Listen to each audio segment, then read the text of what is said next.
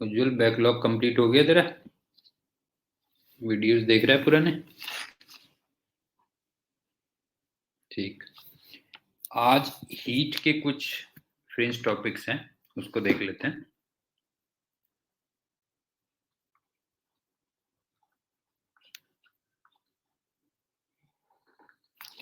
इसमें एक वर्ड आता है थर्मोडायनेमिक इक्विलिब्रियम।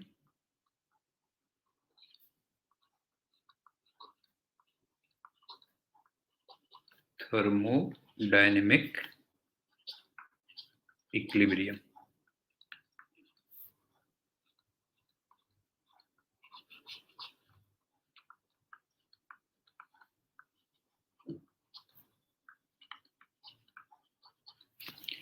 इसमें एक्चुअल में ना फर्दर फिर 3 टाइप के इक्विलिब्रियम आते हैं, मतलब तीनों से मिलके बनता है, ये कह लो। एक तो केमिकल इक्विलिब्रियम होना चाहिए, एक मैकेनिकल इक्विलिब्रियम होना चाहिए,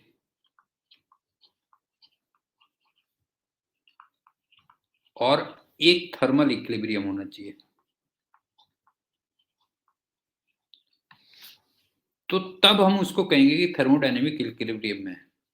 पॉइंट समझ में आ रहा है कि थर्मोडायनेमिक इक्विलिब्रियम में हम किसी सिस्टम को तब कहेंगे जब उसमें 3 इक्विलिब्रियम चल रहे हो, केमिकल, मैकेनिकल और थर्मल। अब इसका क्या मतलब है वो सुनो। जैसे मान लो ये गैस है,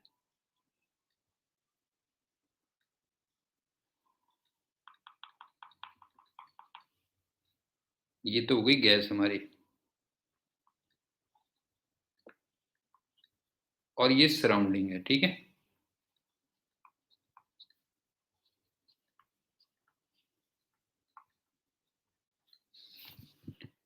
तो केमिकल इक्विलिब्रियम का मतलब ये हुआ, केमिकल इक्विलिब्रियम कह दे रहा हूं, कि गैस के अंदर कोई केमिकल रिएक्शन नहीं हो रही है, नो केमिकल रिएक्शन। अब समझ में आया?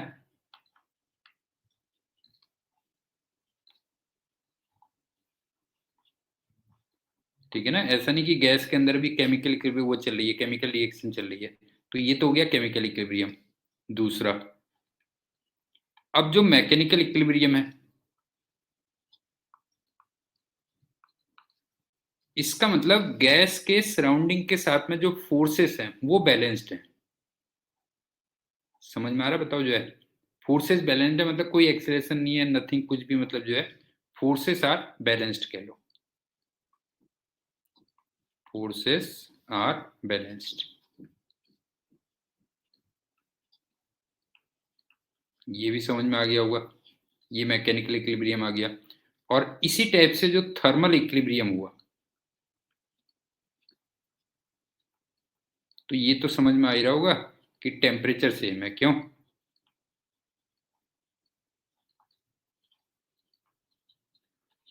पॉइंट क्लियर हो गया। थर्मल इक्विलिब्रियम में, थर्मल इक्विलिब्रियम तब कहोगे जब सिस्टम केमिकली, मैकेनिकली और थर्मल इनके इक्विलिब्रियम हो, तब उसको हम थर्मोडायनेमिक इक्विलिब्रियम कहेंगे। केमिकल का मतलब नो केमिकल रिएक्शन, मैकेनिकल का मतलब कोई अनबैलेंस्ड फोर्स ना हो, और थर्मल तो समझ में आ ही रहा होगा, टेम्परेचर इक्वल है। तो एक तो ये पॉइंट आ गया। अब चलते हैं दूसरी बात, क्वासी स्टैटिक प्रोसेस।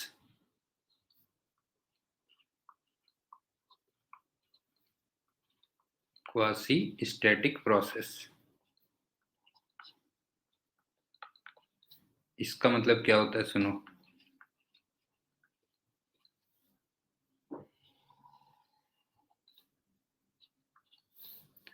जैसे मान लो गैस यहां पर है, इसको स्टेट 1 कह लो,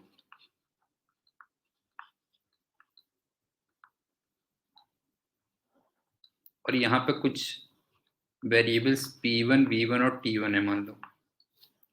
ये जाती है स्टेट 2 में,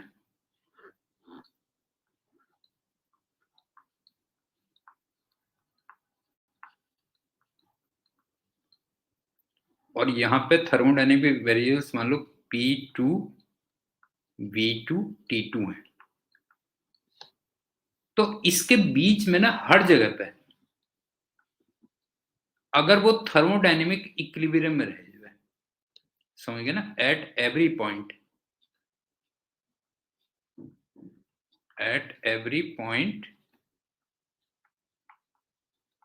इन थर्मोडायनेमिक इक्विलिब्रियम।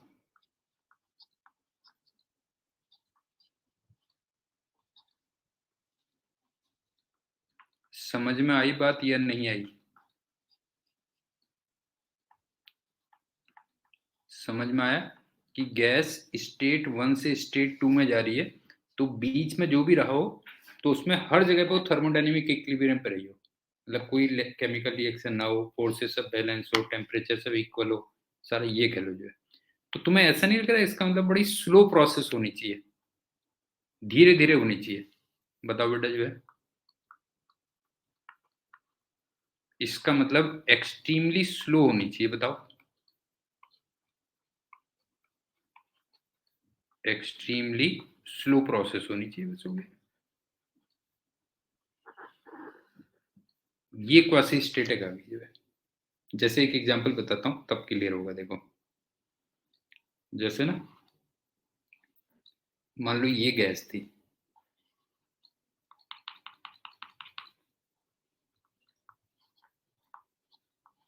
और अभी P1, V1 और T1 था, और इसके ऊपर तुमने हाथी बैठा दिया बेटा जो है, ठीक है, ये एलिफेंट है।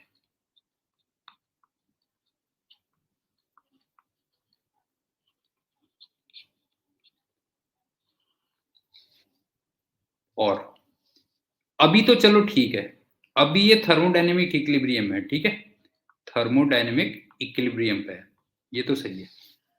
अब मान लो हाथी हट जाता है जो है, समझ गए ना, हाथी हट जाता है, तो ये बताओ सडन एक्सपेंशन ऑफ गैस होगा या नहीं होगा? बता बता बेटा जो है, हाथी मान ले एकदम से हट गया बेटा जो है, ठीक है, तो एकदम से एक्सपेंशन ऑफ गैस होगा। अब मान लो नए वेरिएबल्स P2, V2, T2 आ गए, चलो यहां पे भी ये थर्मोडायनेमिक इक्विलिब्रियम पे है, लेकिन जब ये यहां से यहां पहुंचा होगा, तो इन बिटवीन ये थर्मोडायनेमिक इक्विलिब्रियम पे नहीं रहा होगा। बता, जब ये यहां से यहां पहुंचा होगा, क्यों? तो इसके बीच में नॉट इन थर्मोडायनेमिक इक्विलिब्रियम। बता समझ में आया कि नहीं आया? इसके बीच में थर्मोडायनेमिक इक्विलिब्रियम में नहीं रहा होगा, तो इसका मतलब क्वासी स्टैटिक नहीं है, नॉट क्वासी स्टैटिक।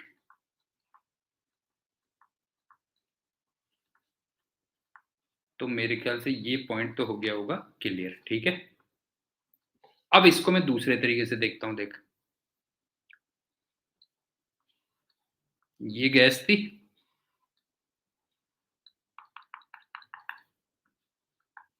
और इसमें ना कई चूहे बैठा दिए बेटा जो है, हाथी के बराबर बैठ के जो है, ये चूहे हो गए सारे।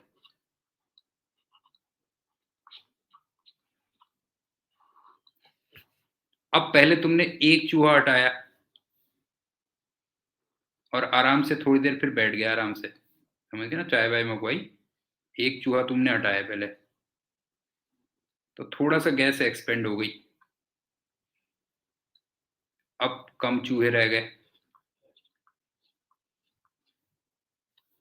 फिर और चूहा हटाया, मेरे ख्याल से समझ में आ गया होगा, फिर गैस एक्सपेंड हुई, और फिर आराम से चाय पानी पी तुमने। तो एक एक चूहा हटा के तुम क्या कर रहे हो, चाय पानी पी रहे हो बेटा जो है, और लास्ट में तुमने फिर सारे के सारे सारे चूहे हटा दिए। अब जरा बताना, हर जगह पे ये थर्मोडायनेमिक इक्विलिब्रियम पे रहा होगा कि नहीं रहा होगा, बता जो है, समझ गए ना, एक एक चूहा हटा के तुम क्या करते रहे बेटा जो है, ठीक है। तो एट एवरी पॉइंट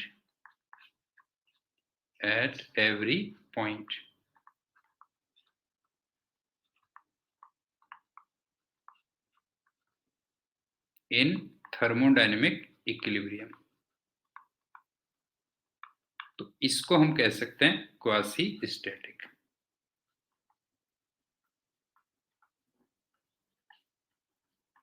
तो पॉइंट क्लियर हो गया कि थर्मोडायनेमिक इक्विलिब्रियम मींस जब तीन इक्विलिब्रियम अचीव हो रहे हो, केमिकल इक्विलिब्रियम, मैकेनिकल इक्विलिब्रियम और थर्मल इक्विलिब्रियम। पहली बात, क्वासी स्टैटिक का मतलब यह है कि अगर गैस एक स्टेट से दूसरी स्टेट में जा रही है तो बीच में भी वो हर जगह पे थर्मोडायनेमिक इक्विलिब्रियम पर है, मतलब बहुत धीरे धीरे वो कह लो जो है प्रोसेस, और अगर बहुत फास्ट हो गई तो फिर नहीं होगा। अब उसके बाद तुमने रिवर्सिबल और इरिवर्सिबल प्रोसेस पढ़ी होंगी ना। दूसरी आ जाती है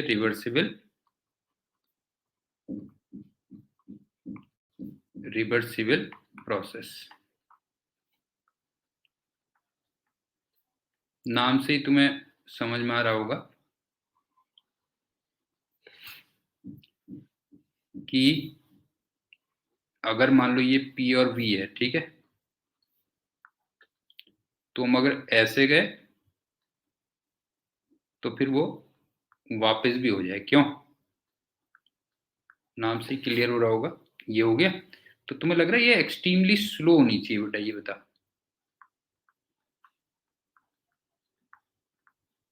एक्सट्रीमली स्लो। तो एक तरीके से क्वासी स्टैटिक हो गई, क्यों?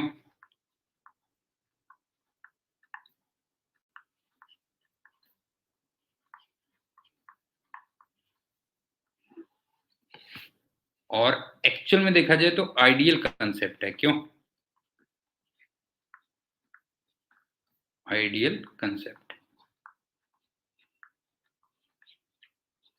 बता बेटा जो है, रिवर्सिबल प्रोसेस समझ में आ गई कि नहीं आ गई, बता जो है। ठीक है, ये हो गया। और इरिवर्सिबल, ऑब्वियस ही बात है,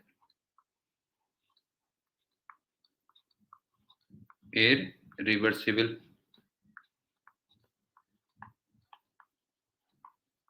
जो रिट्रेस ना करें, क्यों?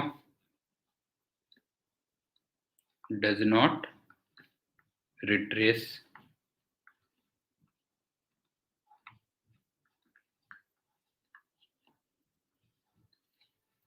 जैसे देख, टायर बस्ट हो गया मान ले,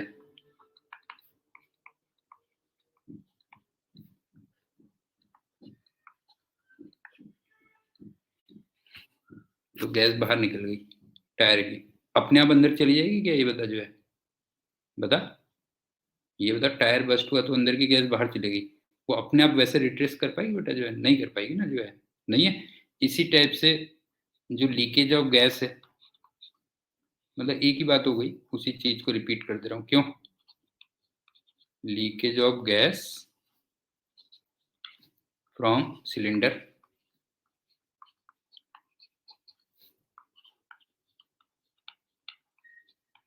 एक्सेट्रा। तो मेरे ख्याल से समझ में आ गया होगा, क्यों? कि जो अपने पाथ को रिट्रेस करे एक्सट्रीमली स्लो होनी चाहिए, तो एक तरीके से क्वासी स्टैटिक हो गई, ठीक, वो रिवर्सिबल हो गई। और बाकी ज्यादातर जो प्रोसेस होती हैं वो क्या होती है, इरिवर्सिबल होती है। ठीक, अब चलते हैं फोर्थ पॉइंट।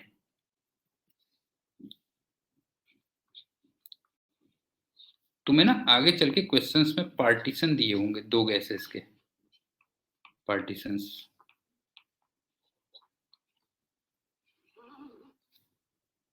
ये दो टाइप के दिए होंगे, एक तो दिए होंगे एडियाबेटिक,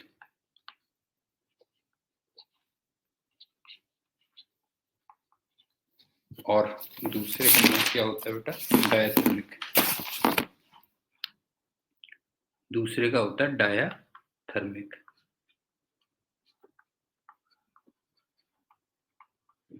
सबसे पहले जैसे एडियाबेटिक पार्टीशन में आते हैं हम,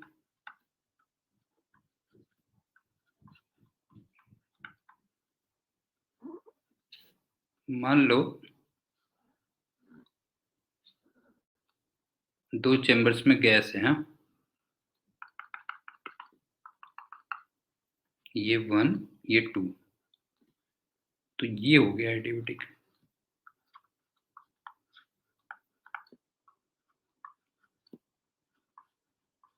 और एडियाबेटिक का मतलब समझ में आ ही रहा होगा, Q की वैल्यू 0 होगी। क्यों? अच्छा, एक चीज और है कि ये तो एडियाबेटिक होगा ही होगा, ये जो बाहर वाला है वो तो एडियाबेटिक है ही है।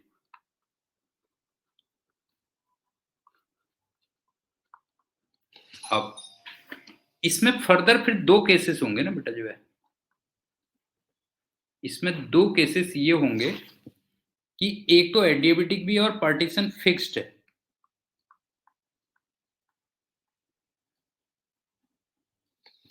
तो ये बता कि अगर एडियाबेटिक भी है, पार्टीशन फिक्स्ड भी है, तो कुछ भी चेंज नहीं होगा ना? ये बता, नथिंग विल चेंज।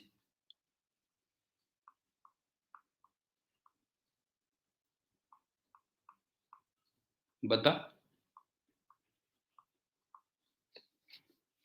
लग रहा है कि नहीं लग रहा है? बता, एडियाबेटिक भी है और पार्टीशन फिक्स भी है।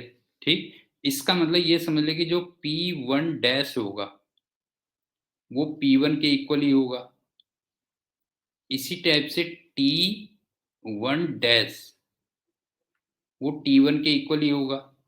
इसी टाइप से P2 डैश वो P2 के इक्वल ही रहेगा, एंड सो ऑन। ये समझ में आ गया?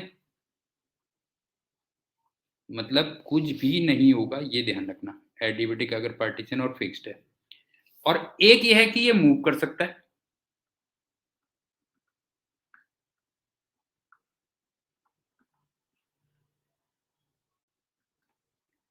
तो एक बात बता कि अगर वो मूव कर सकता है तो फाइनली वो वहां पे आके रुकेगा जहां पे दोनों तरफ से प्रेशर क्या हो जाएगा, बता, जो है जहां पे दोनों तरफ से प्रेशर इक्वल हो जाएगा। बता,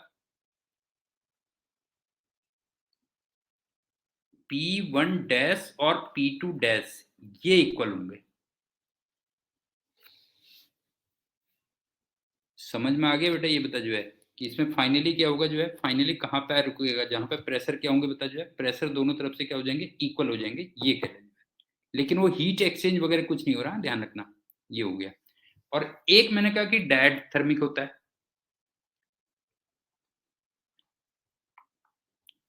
डायथर्मिक। और डायथर्मिक का मतलब होता है कि Q 0 नहीं है, मतलब heat exchange can take place.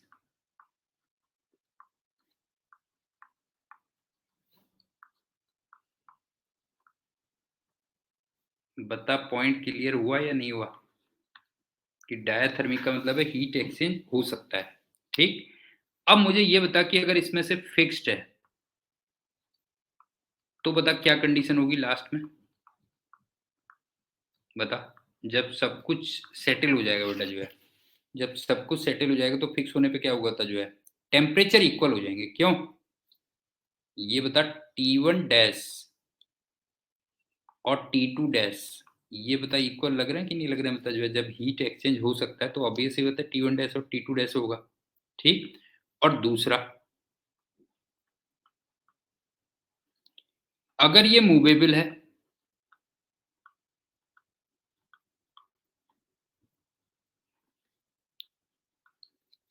तो फिर फाइनल में जाके एक तो प्रेशर भी इक्वल हो जाएंगे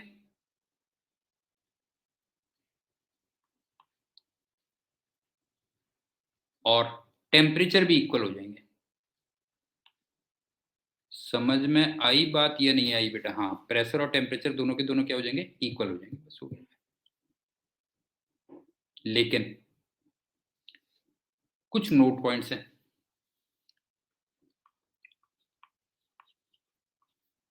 note points in all 4 cases.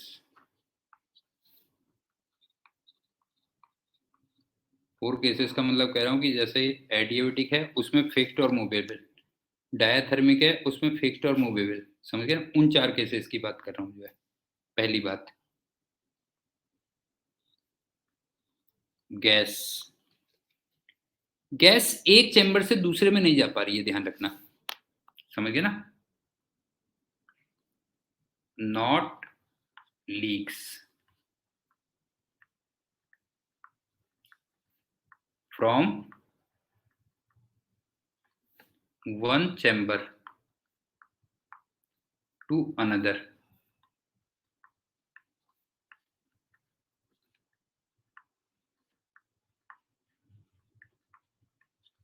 तो इसका मतलब N1 डैश N1 के इक्वल रहेगा और N2 डैश N2 के इक्वल रहेगा। बता, पॉइंट क्लियर हो रहा है? बता जो है ठीक, कि गैस एक से दूसरे में लीक नहीं हो रही तो नंबर ऑफ मोल्स तो सेम रहेंगे। दूसरी बात, कोई सा भी केस हो, हाँ,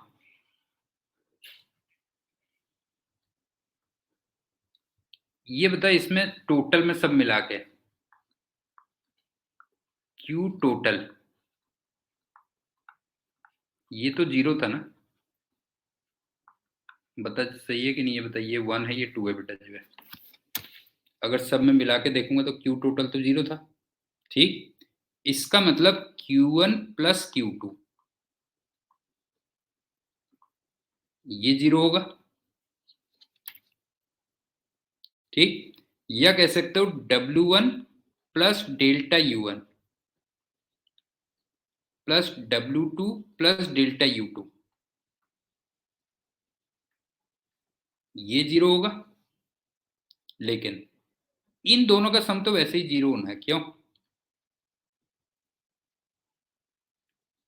बता,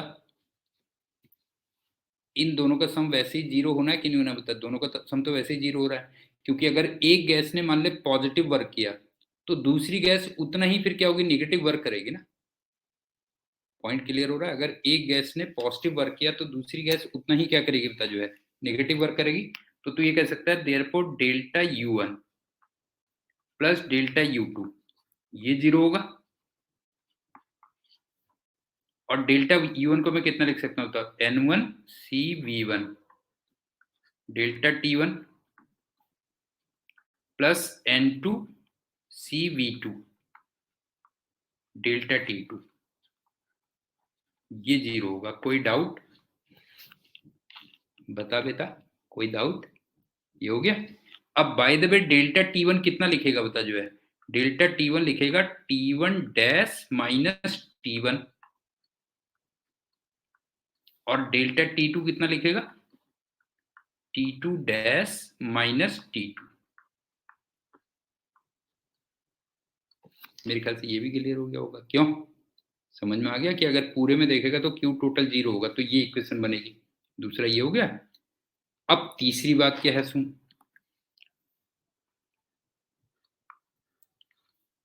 PB इक्वल टू NRT या PB upon T equal to constant, ये तो रहेगा ही रहेगा ना। मतलब इन्हीं से क्वेश्चन हो जाएंगे जो मैंने दिए हुए सारे पॉइंट्स दिए हुए ना, इनसे क्वेश्चन हो जाएंगे इस टाइप के, कभी भी अगर आएंगे तो बेटा जो है ये कांस्टेंट रहेगा। तो हम क्या लगा सकते हैं जरा देख, P1 V1 upon T1 equal to P1 dash V1 dash upon T1 dash and P2 V2 upon T2 equal to P2 dash V2 dash upon T2 dash. बस हो गया।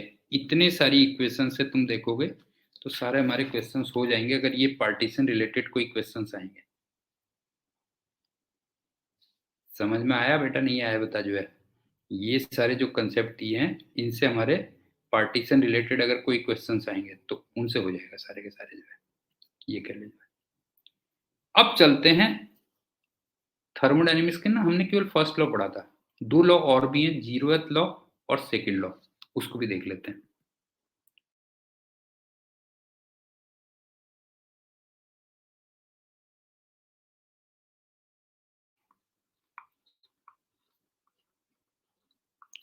Zeroth law of thermodynamics.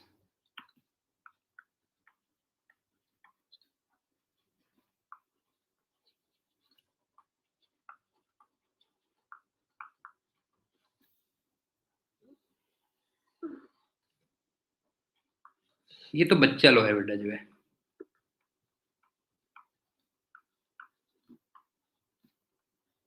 एक बच्चा पैदा हुआ और वो नामकरण में, तेरे को याद है ना, नामकरण में नहीं रखते बेटा, वो कई चीजें रखते हैं जो है ना। तो उसमें क्या हुआ कि उन्होंने डीसी पांडे की हीट एंड थर्मोडायनेमिक्स की किताब भी रख दी जो है। तो उसने वो हाथ में लगा दी, तो उसने दे दिया था ये लॉ। समझ गए ना, नामकरण होता है क्या होता है, उसी दिन देते हैं ना, हाँ एक दिन देते हैं बेटा जो है। कि वो कई सारे सामान रखते हैं जो है, कुछ होता है ऐसे ना, कई सारे सामान बच्चे से कहते हैं ये उठा सामान उठा। तो उसने डीसी पांडे की हीट एंड थर्मोडायनेमिक्स उठा दी थी, हाँ हाँ हाँ हाँ। तो उसने दे दिया था। वो तो सिंपल ये था कि जैसे तीन सिस्टम है, ये ए है, ये बी है, ये सी है मान ले। ये कहता है कि ए एंड बी ये थर्मल इक्विलिब्रियम पे है। थर्मल कह रहा हूँ, थर्मल इक्विलिब्रियम। थर्मोडायनेमिक इक्विलिब्रियम अलग है, थर्मल इक्विलिब्रियम अलग है।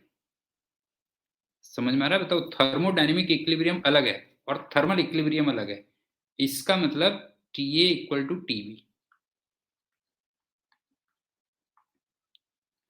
उसके बाद बी एंड सी ये थर्मल इक्विलिब्रियम पे है। Then A and C are also in thermal equilibrium. तो बताइए बच्चों वाला रूल है कि नहीं है, बता। ये बताइए बच्चों वाला रूल है कि नहीं है बेटा, बता जो है। क्यों? समझ में आ गया कि अगर ए और बी थर्मल इक्विलिब्रियम है, बी और सी थर्मल इक्विलिब्रियम में, तो ए और सी भी क्या होंगे, थर्मल इक्विलिब्रियम पे होंगे। ये हो गया। अब चलते हैं सेकेंड लॉ ऑफ थर्मोडायनेमिक्स। हाँ बस हो गया, इसीलिए तो मैंने बोला था ऐसे। तो बेटा तू भी अपने नामकरण के दिन अगर मेरी किताब पकड़ लेता ना, तो तू भी ऐसा कोई लॉ दे देता। हाँ, जिसको पूरी दुनिया जो है याद रखती है अगले 500 साल तक। Second law of thermodynamics.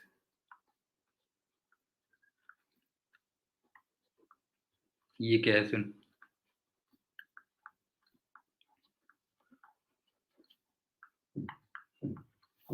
हम्म, मतलब मेरे को मिलेगा नहीं नोबेल प्राइज, तुम्हें मिलेगा पहले बेटा जो है। जो तुम्हें फिजिक्स पढ़ा रहा है उनको नोबेल प्राइज मिलेगा नहीं, तुम्हें मिलेगा पहले नोबेल प्राइज। है साल तुम्हें जो है ना, मैं नोबेल प्राइज मिला भी तो छीन के ले आऊंगा गुरु दक्षिणा में। समझ गए? तुम स्टेज में पहुंचोगे वहां, पहले मैं दौड़ के पहुंच जाऊंगा जो है। अगर तुम्हें नोबेल प्राइज मिल भी रहा होगा, हाँ हाँ हाँ, समझ गए, छीन के पहुंच जाऊंगा वहां जो है कि मैंने फिजिक्स पढ़ाई है इनको जो है। तो सेकंड लॉ ऑफ थर्मोडायनेमिक्स देखो ये क्या है बेटा जो है। एक बात बताओ कि जो फर्स्ट लॉ ऑफ थर्मोडायनेमिक्स था, या जो हमने हीट इंजन पढ़ा था,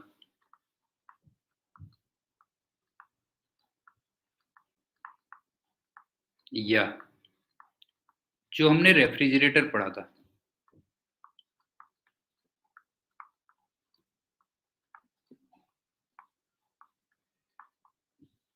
ये देखा जाए तो law of conservation of energy था एक्चुअल में। Law of conservation of energy था अगर देखोगे। नहीं है? जैसे तुम ये देखो ना, ये था क्या, Q equal to W plus delta U. और इन दोनों में अगर तुम्हें याद हो तो इक्वेशन क्या होती थी, Q1 equal to Q2 plus W. तो एक तरीके से law of conservation of energy तो था। समझ में आ रहा है? बता जो है, law of conservation of energy था ना। ठीक, तो अब होता क्या है सुनो जो है, कि फर्स्ट लॉ तुम्हें केवल law of conservation of energy दे रहा है, लेकिन वो किसी प्रोसेस को डिस्क्राइब नहीं कर रहा कि वो पॉसिबल भी है कि नहीं है जो है। मतलब FLT वो है law of conservation of energy. It does not tell weather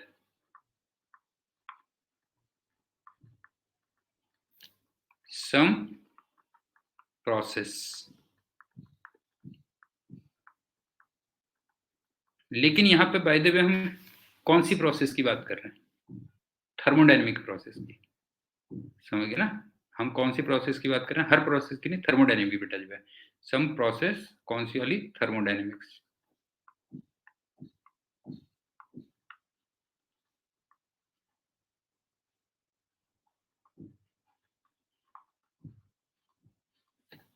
can exist और नॉट। समझ में आ गया?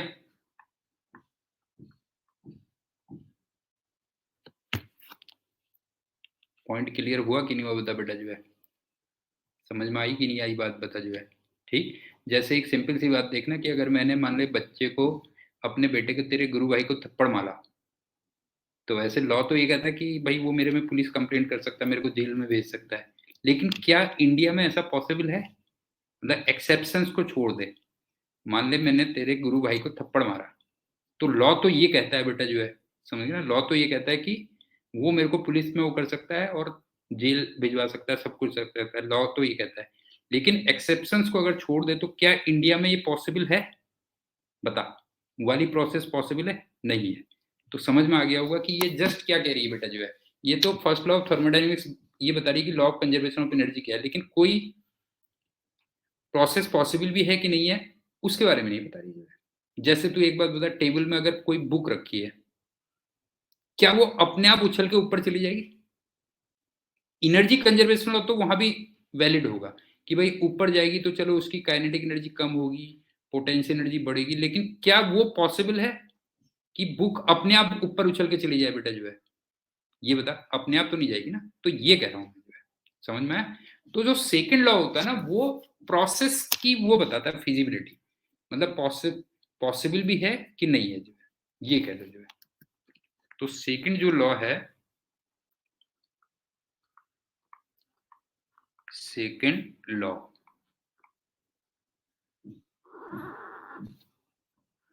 tells whether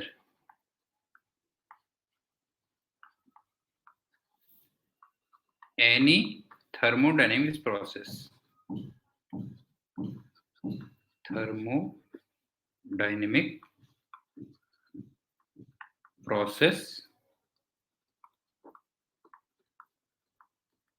is possible or not।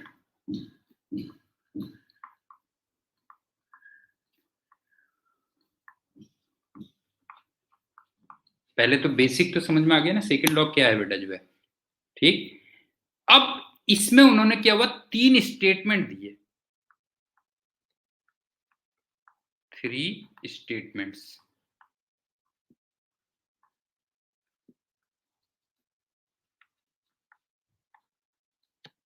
बस उन्हीं स्टेटमेंट से हमें प्रोसेस के बारे में पता चल जाता है कि कोई प्रोसेस पॉसिबल है या नहीं है। समझ में आ रही बात? कि 3 स्टेटमेंट्स हैं, अलग अलग 3 स्टेटमेंट्स हैं, और उन स्टेटमेंट से तुम्हें पता चल जाता है कि कोई थर्मोडायनेमिक प्रोसेस पॉसिबल है या नहीं है। ठीक। तो इसमें स्टेटमेंट 1 क्या है देखो, स्टेटमेंट 1 ये है कि किसी भी प्रोसेस में, इन एनी प्रोसेस,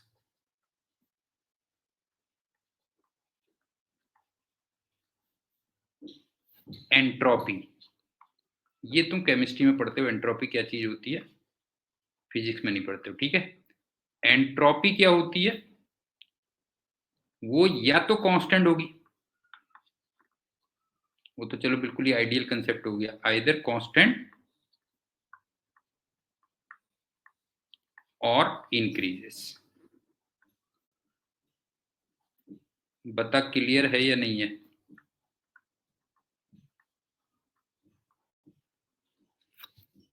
ठीक है ना? पहला यह है कि किसी भी थर्मोडायनेमिक प्रोसेस में एंट्रोपी या तो कांस्टेंट होनी चाहिए या इंक्रीज होनी चाहिए, एक तो ये, इससे हमें आइडिया लग जाएगा। अब जो स्टेटमेंट 2 है,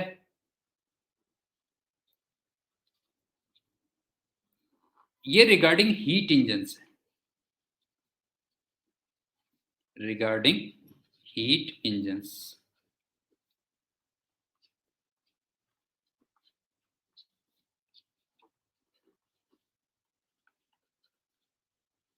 और तुम्हें मेरे ख्याल से हीट इंजन का फ्लो चार्ट याद होगा, यहां से ये Q1 आता था, ये W आता था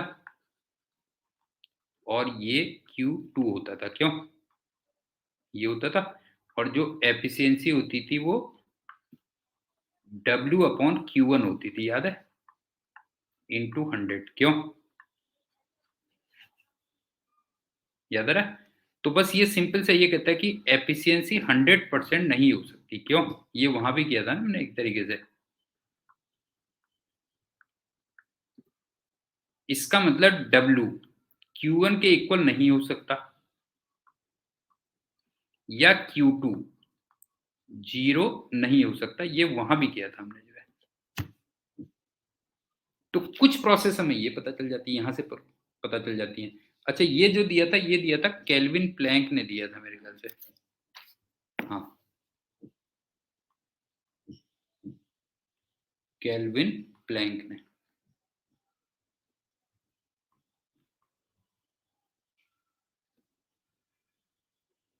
समझ में आ गया बेटा? तेरे नहीं आया बता जो है। स्टेटमेंट 2 ये था कह जो है। और स्टेटमेंट 3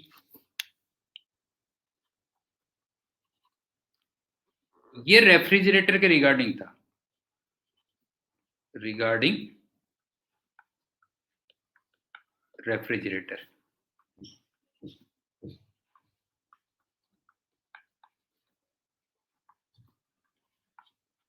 ये उल्टा होता था, तुम्हें याद होगा।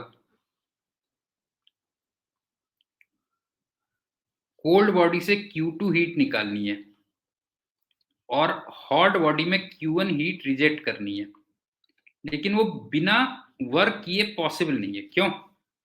याद आ रहा है कि नहीं? बता जो है, बिना वर्क किए पॉसिबल नहीं है, ये कह ले जो है।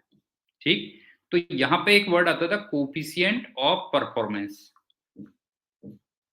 जिसको हम बीटा से दिखाते थे, और वो होता था Q2/W होता था। याद आ रहा? बताओ जो है, कोफिशिएंट ऑफ परफॉर्मेंस होता था ना, कि आपने कोल्ड बॉडी से Q2 हीट निकालनी है और हॉट बॉडी पे डालनी है, तो वो without doing any work, external work, वो पॉसिबल नहीं है। तो ये स्टेटमेंट क्या कहेगा जरा बता जो है, बीटा की वैल्यू इनफाइनाइट नहीं हो सकती। इसका मतलब W 0 नहीं हो सकता। क्यों? और तुम्हें याद होगा यहां पे कोल्ड बॉडी होती थी, यहां पे हॉट बॉडी होती थी। वही गंदी कोल्ड ड्रिंक वाला याद होगा, उसमें दिया था मैंने एग्जांपल, तू ही लिया था बल्कि, मेरे को याद आ गया ना, तेरे को ही लिया था। ये हॉट बॉडी है और ये कोल्ड बॉडी है, तो कोफिशिएंट ऑफ परफॉर्मेंस इनफाइनाइट नहीं हो सकती। इसका मतलब W जो है 0 नहीं हो सकता। इसका मतलब तुम कोल्ड बॉडी से हॉट बॉडी में हीट रिजेक्ट नहीं कर सकते without doing any external work. तो मेरे ख्याल से अब समझ में आ गया होगा तीनों लॉ कौन से हैं। 0th लॉ तो बच्चों वाला लॉ है। फर्स्ट लॉ तुम्हें law of conservation of energy देता है, लेकिन किसी प्रोसेस के बारे में कुछ नहीं कहता कि वो पॉसिबल भी है कि नहीं है। और दूसरा जो लॉ है वो तुम्हें प्रोसेस बताता है, किसी थर्मोडायनेमिक प्रोसेस ये पॉसिबल है कि नहीं है। और उसमें 3 स्टेटमेंट थे कि किसी भी प्रोसेस में एंट्रोपी या तो कांस्टेंट रहेगी या बढ़ेगी। दूसरा स्टेटमेंट केल्विन और प्लैंक ने दिया था, और वो रिगार्डिंग हीट इंजन्स था कि एफिशिएंसी 100% नहीं हो सकती। और तीसरा स्टेटमेंट क्लॉसियस ने दिया था, एक्चुअली ये वाला स्टेटमेंट ना, ये दिया था क्लॉसियस ने।